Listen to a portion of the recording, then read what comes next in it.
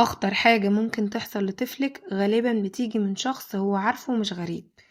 عشان كده لازم تعلمي ابنك 5 قواعد ممكن تحميه طول حياته. يمكن الموضوع ده صعب نتكلم فيه، بس السكوت أخطر بكتير من الكلام، لأن الوعي هو أول وأقوى وسيلة حماية لأي طفل.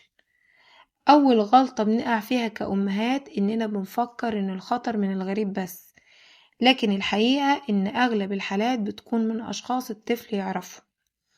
عشان كده الحل مش إننا نخوف الطفل، لكن نعلمه يحمي نفسه من أي خطر. ممكن نعلمه الفرق بين الأمان والخطر بهدوء وذكاء.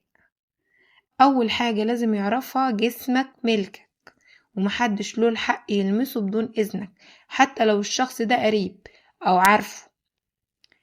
وكمان ما نقولوش تعالى سلم على عمه أو بوسه.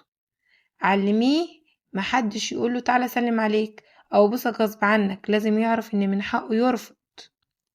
علميه إن في أماكن في جسمه اسمها مناطق خاصة، دي محدش يشوفها أو يلمسها إلا ماما وبابا للضرورة، طبعا زي ما انتي معوداه.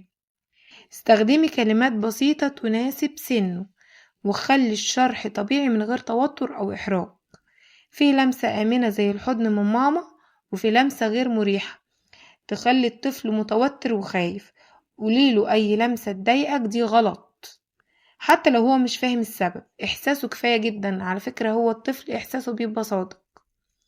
لو حد حاول يعمل حاجة غلط قول لأ بصوت عالي وامشي فورا. أكدي عليه، قول لأ بصوت عالي. مهم جدا يعرف إنه مش لازم يكون مؤدب في المواقف دي، ممكن تعملي معاه تمثيل مواقف بسيط عشان يتعود يقول لأ بثقة ومن غير تردد.